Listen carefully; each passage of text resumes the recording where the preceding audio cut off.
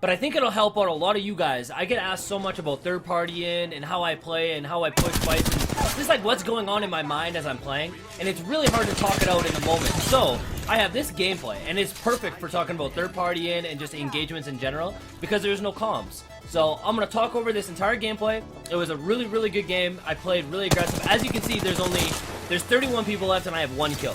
We account for 3 of them. There we go. Another. There's even less now. And I ended up getting 20 kills. So I killed almost everybody in the lobby from this point on, which is pretty crazy. We're gonna talk about like third party in and just how I played out in different engagements. Starting right here with this freebie. Perfect, right? And yeah, so let's just begin. I know there's 2 teams fighting.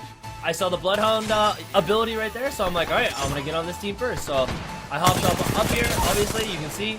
I just absolutely dusted this team, and then lickety split, I'm gonna loot up, grab some fresh armor, and we're on to the next team. Now this is really important. This is something that you guys need to pay attention to. So I downed this first guy, and I know it's a knock. You need to pay attention to your surroundings at all times. So I don't know where his 2 teammates are, but I see the Wraith over there, and then I don't know where the third is. You're gonna see the third here in a second. But you have to take a mental note of where everybody is. At that moment, I saw the third. So I know that team consists of a Pathfinder, a Lifeline, and a Wraith. I go down here to thirst the Pathfinder because I knew he had a longbow and I wanted it. Now, this is also something that you need to pay attention to while you're playing. Very important. The kill feed. You need to watch the kill feed. So at this point, I'm staring at the kill feed. I see that my teammate gets a knock. I know there's only 1 more left on this team. I don't know who it is, but I know there's only 1 more left. Unfortunately for this Lifeline, she ran right past me, and yeah, unlucky, dude. Unlucky. Very unfortunate timing on her part. So after looting that Lifeline, I took her purple and I started hitting the blue and I left. The second that I left, my teammates got pulled up on. Of course, it always seems to work out that way. And this is a great example of a 1v3 situation that we solved the problem. It was actually pretty good. So both my teammates ended up going down, and I got this raid. Very unlucky timing on her part. She was not expecting me to be there, and that was that. Now, one thing you really need to get the hang of is thirsting your kills. I know people are probably going to throw a hissy fit about me saying that, but it's true. When you're in a 1v3 situation, you have to thirst your kills as frequently as possible. If it's safe to do so, you have to do it. Because if I didn't thirst that Wraith right there, they could have got that res, and rather than being a 1 versus 2, it could have been a 1 versus 3. Now, these guys actually make a really, really, really bad decision here. Really bad decision. Instead of both of them coming and pushing me right then and there, knowing there was only 1 left, they should have known I was by myself, right? Instead of trying to come and fight me, they took the banner and went for the res. Again, awful decision. You should never do this. I know from like a team aspect, you could almost be like, oh, but you want to res your teammate, right? You want to res your teammate after you've won the fight. Because them doing this literally cost them. They could have 2v1'd me and killed me. It didn't happen. So I'm just going to let this one play out here for a second. I'm not going to talk. There's not much to really talk about. As you can see, the fresh res, and then the one guy on the zipline got it. So yeah, not really much to say about this fight for a second here. But something pretty big coming up here is another good thing to get used to. So I got chunked here. Now, this is super important. With Pathfinder specifically, you can do this hook thing where you jump at the peak of your hook, giving you momentum, and I use that momentum to get a battery off while I got to cover. You can do, there's certain little quirks that you can do with different characters. That was just one specifically for Pathfinder, but you wanna know the character that you're playing. Because I used that momentum to get a battery off, that won me that fight. Plain and simple. If I didn't get that battery off, I lose. Because I used the momentum to get behind cover and get a battery, we're good. Now, this is another thing about thirsting. Do you remember the knock that I got on the fresh res? Yeah, she's still alive. They got the res again. And we got a maniac teammate using a select fire havoc. Who does that? If you unironically use the select fire havoc, I'm genuinely curious. Comment down below right now. Comment down below. I'm curious.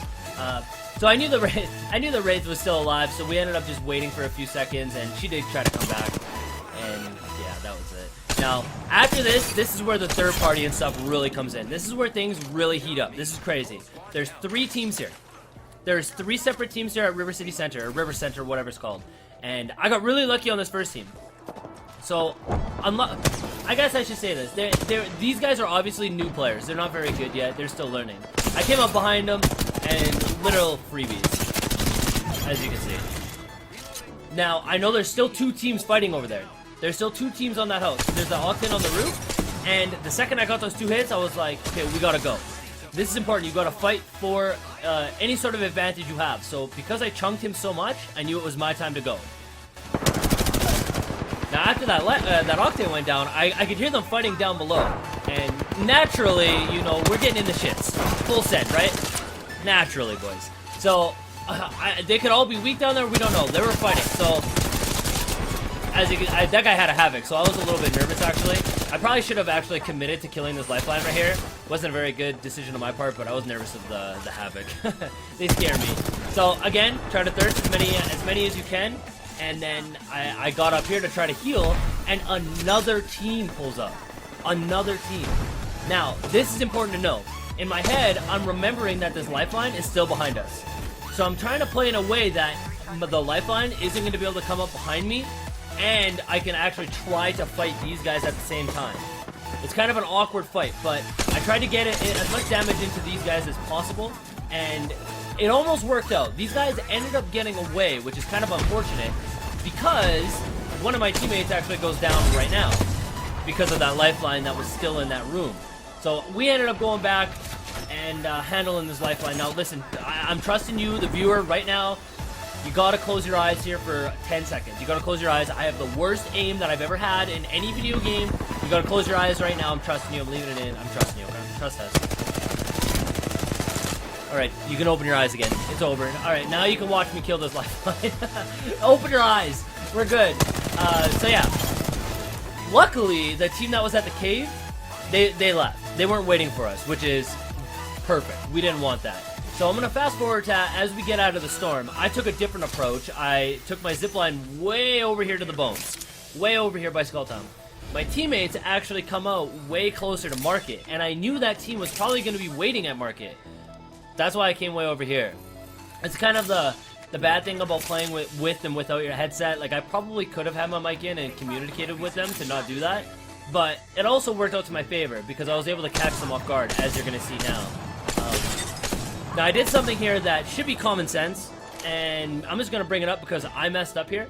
I tried to catch him off guard. I thought he would be healing or something at this point. But when you come off of a balloon, you have to do the full animation to take your gun out, which is like a full second, a second and a half long. So the second that I hit the ground, you're going to notice that I don't have my gun out, right? And I'm like, oh, this is bad. So I try to get out as fast as I can because that guy could have got a couple hits on me and it would have been bad. That guy got lasered. Not much to say there. I'm just going to keep it real. Now this last guy, this is really good. I can hear him on the roof. I don't know if you're listening with a headset or something like that, but you can hear him walking on the roof too. And then, yeah, this guy he bit the bullet. It was over. Now, I remember the first guy that I knocked, right? And I assumed that the third player of this team would have went for the res. So assuming that he does go for the res, I jump down here to where I originally knocked her. Down where somewhere on this aisle over here. And then I hear my teammates fighting above, and I'm like, oh no, I hope the boys can handle it. And they pull through! The Select Fire Havoc and the teammate with the 301 handled it. The real OGs, the boys.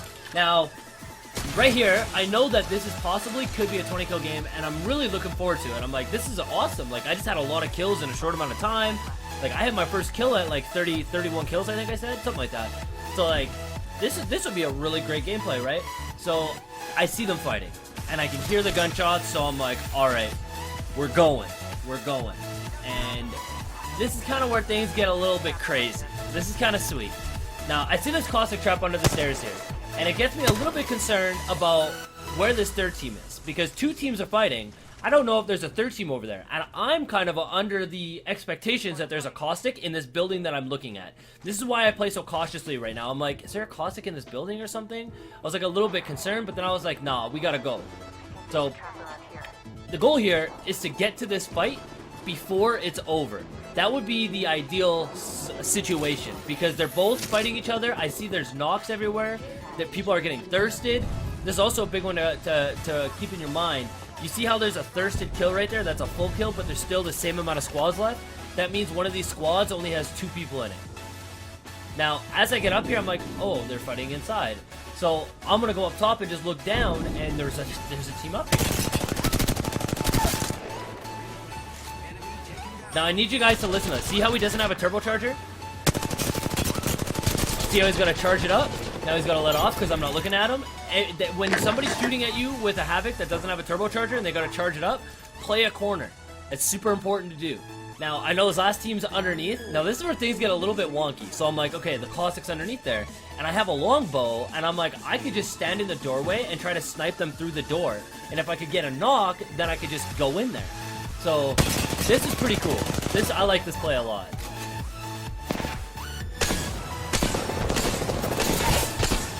So I got the one. Now, the gas is going off, and I don't want to walk through it. So instead of walking through it, we grapple, full speed. And there it is, boys, the 20. So it ended up being a really good game. The last team, you're going to see here shortly, but I think one of the main points to take away is that you always have to be aware of your surroundings, about everything around you, and you got to try to be a step ahead of every single situation, and that's only going to come with practice. You also got to be very confident in what you're doing. You got to be confident in your shot, you got to be confident in your play.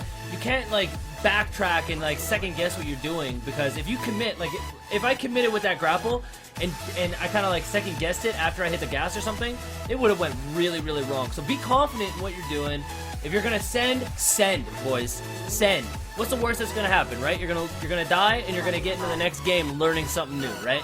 So I hope this little gameplay taught you guys something. It's a little bit weird. I don't know. I've never done something like this before, but I would love to know what you guys think. If you liked it, please like the video. That's the best way that I can scale whether you guys liked it or not. Or you can comment down below and just let me know what you guys thought. Either one.